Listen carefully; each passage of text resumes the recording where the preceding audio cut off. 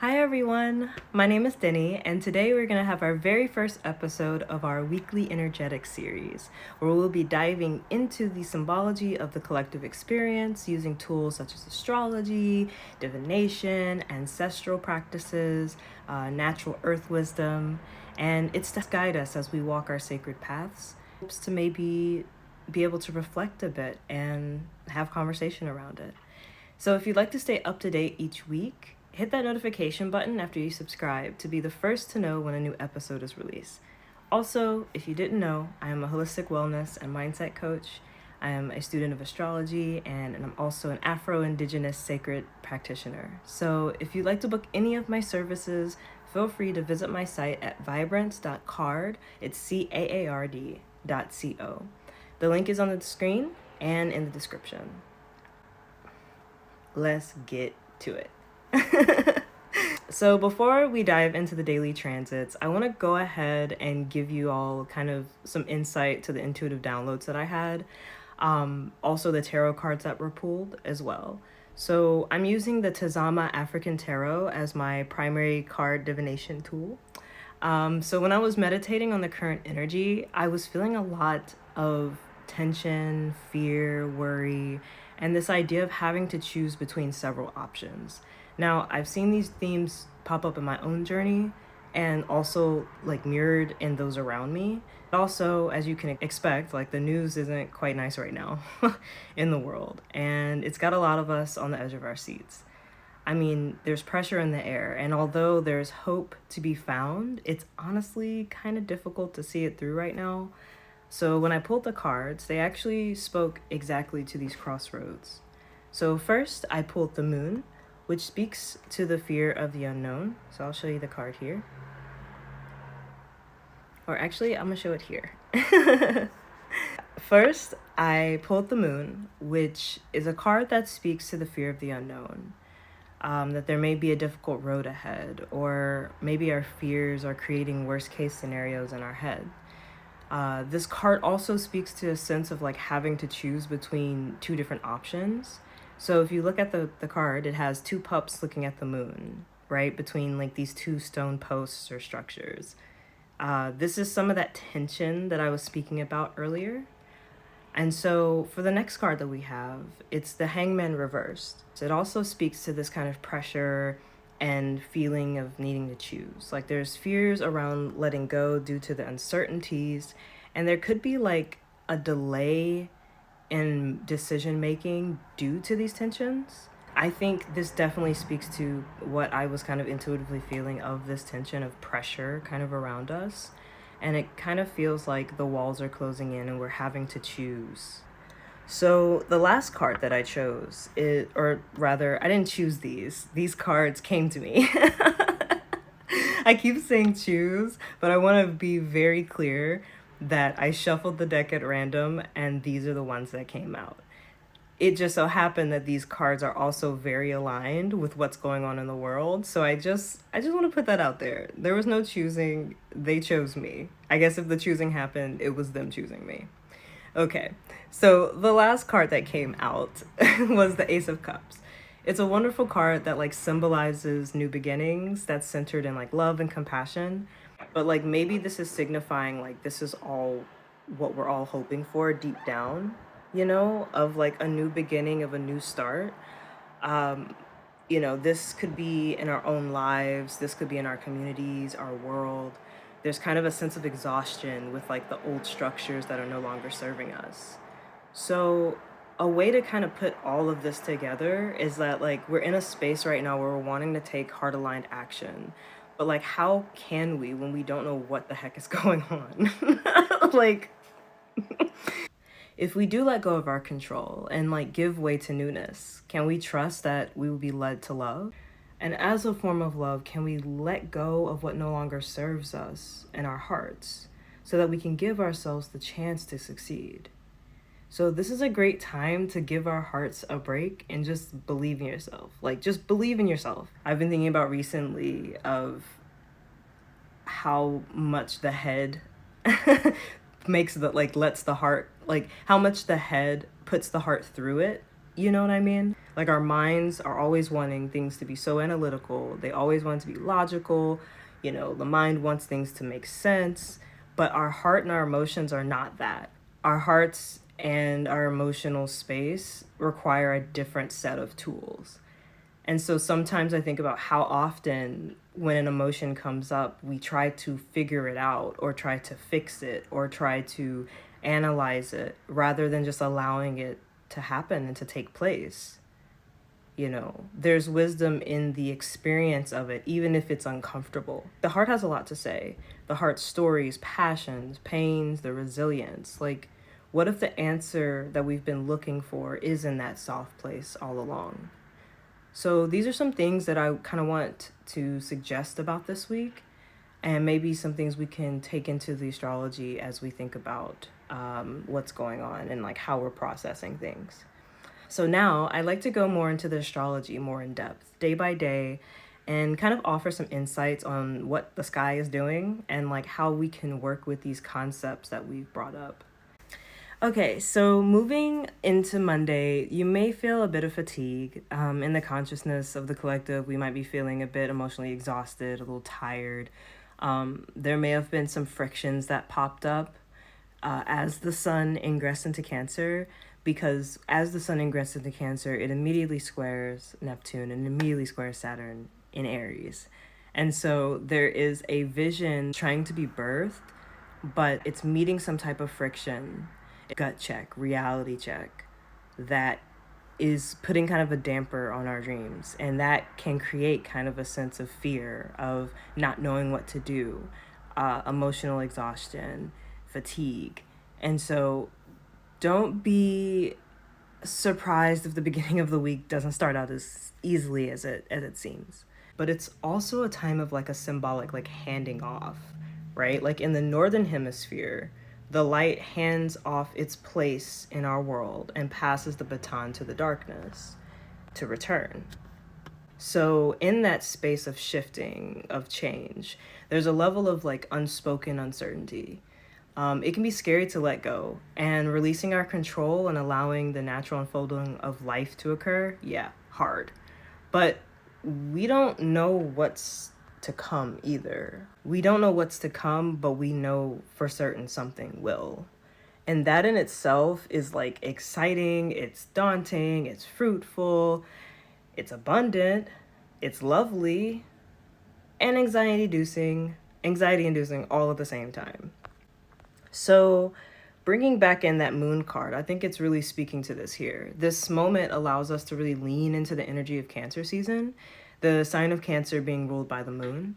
And it's a time to like be more heart-centered, more loving, you know, sending attention to our emotional body. I like to really think of like herbs that really help with this in my own like herbal practice. I think of ashwagandha, oat straw, skullcap. Those are really good for relaxing. Also grounding with aromatics like lavender and rosemary. They're wonderful for getting in touch with our softer sides, like allowing us to relax and move our consciousness from the mind to the body. And so having tools like this are really helpful. So yeah, that's kind of some things for the beginning of the week. There is a Jupiter Cazimi on Tuesday, which means Jupiter is getting a rebirth. A Cazimi means that a planet's in the heart of the sun and within about 1 degree of it. So it's like the planet is sitting on the throne of the sun. It's like supercharged, it's blessed, it's, you know, bright. It's like a moment where we can really lean into these themes of Jupiter right now. So think big picture, philosophical, organizational, expansion, and clarity that comes, or recommitment that comes within those themes due to the Cazimi. So within the sign of Cancer, though, we have an opportunity to think about what we call home, where our emotional body is, our connections to our family, our friends, to women, to children. I think this is a great time to lean in to what it really and truly means to be heart-led.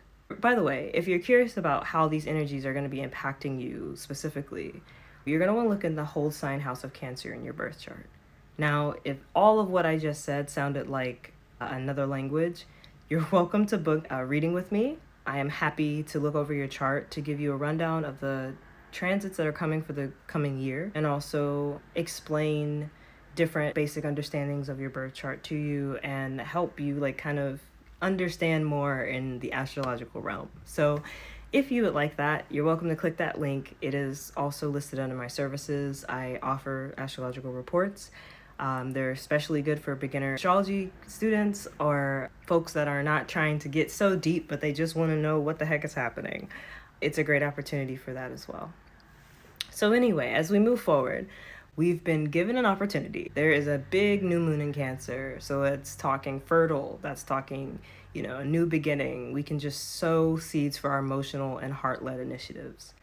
This is kind of highlighted by the Ace of Cups that I pulled earlier. This is a great time to let your heart and intuition lead you. Sometimes we don't really realize just how smart our bodies are. They really wire and transmit info to us. If we touch a hot thing, it burns, right?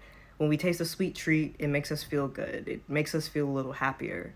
So why is it when our bodies, specifically our emotional bodies, try to tell us something is wrong, we question the heck out of it instead of just listening?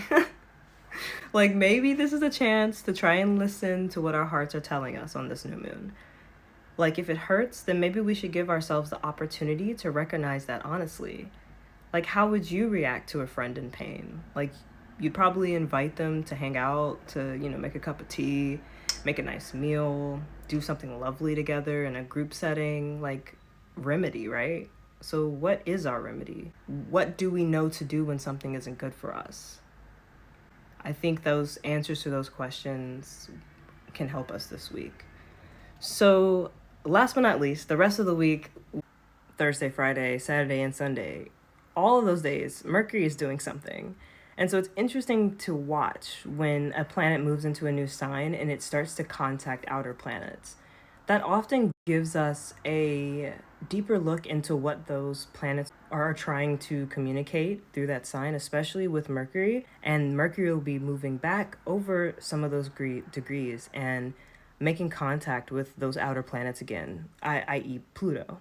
And so when Mercury first moves into Leo, it's going to trine Saturn and trine Neptune. I feel like this is a time where there's going to be a lot of conversation, negotiation, passionate talks, opportunities for us to like speak our truths and speak our mind, and hopefully be able to use that to get to more practical and grounded decision making, and hopefully it leads us to more heart-centered action. It has this interesting quality where when Mercury first moves into Leo, it has like, it's speaking to those planets in Aries, but it's speaking in a way that those planets can understand. And so there's something here that the frictions that Saturn and Neptune may have caused when the Sun and Cancer had that first contact and square, we can kind of look to Mercury now as like a strength on our side, being like, okay, that hurt. Let's talk about it. What can we talk about here that actually is reflective of our true desires? What is it that we can stand on firmly and passionately and speak from a place of light? That's going to be very important. As soon as we speak that, there's that opposition to Pluto. So there's a moment there we should be careful of what we're saying and how we're saying it, because the negotiations that we could be making, are they true? Are there things happening behind the scenes that we don't know about? What can be revealed through these conversations? Maybe this week we find ourselves having conversations and then there's something revealed by the end of the week over the weekend that we would have had no idea if we hadn't have opened our mouths and spoke our truths, right? Just be cautious of letting the ego lead. The emotions of the last week may try to like speak for us. And as just a general thought, can we move from these like emotional spaces and spark our passion in a way that leads to like constructive, helpful, motivating decisions? Can we take the complexity of feelings, right, and organize them and move them in a way that is building something? So we can lean into this Mars recent ingress into Virgo as well to help us with this, making strategic decisions. It's a good time for organizing. So yeah. Last thing, bringing up the Hangman card here, it really speaks, the Hangman card in reverse rather, it really speaks to like the difficulty in making decisions and holding on to our fears, Like when leaning into our emotions, it's important not to create like a victim complex. I often in my path have come across this is like, how much am I identifying with the pain? How familiar am I with this pain, right? And what relationship am I cultivating with it? We have to try and remember that yes, we do have choices, even in the most smallest moments, that can like help us move in the direction we're trying to go. Like, we have a choice. This is kind of a remembrance of our sovereignty, right? It's like it can help us navigate these difficult moments when it feels like everything is caving in. If we can't fix the big things, how can we make small, decisive actions that contribute to the wellness and joy within ourselves and also with everyone around us? You know, I believe that touching one person's heart in a positive way is a win. Then what if you had that impact on 5, 30, 50? You do that long enough and you've created a village of people who are more well, who are more loved on, and maybe a bit more joyful than they were before. And if that is where the win is, if that's where the success lies, what does it mean for the journey to our highest good now? And so these are some of the suggestions we can play with this week. This week has a lot going on, so I kind of want to make it simple. Here's some main takeaways. For one, uncertainty isn't failure. It's a sacred threshold. It's a space for us to be in. We don't have to have all of the answers, but we can stay open to what's being shown to us. And that requires us to be in touch with our hearts and to continue to open up. The second thing is your heart kind of knows what to do. It's telling you what you need to know, just if we let it speak. So what would happen if, you gave your heart a chance this week? Just give it a break. Believe in it. Believe in yourself. Love on yourself. And the last thing is, healing doesn't have to be like this huge thing all of the time. It doesn't require validity. It doesn't require, eyes. If you can touch one person, 2 people, and one of those people includes yourself, you've won. And that is a part of our resistance. Thank you all so much for tuning in. I hope this video was like insightful, it was impactful, and it assists somebody on their journey. If you'd like to book a one-on-one session with me, feel free to like visit the links in the description and like hit my DMs. I hope you all have a blessed week, filled with many blessings and joy. So yeah, peace everyone. Asheo.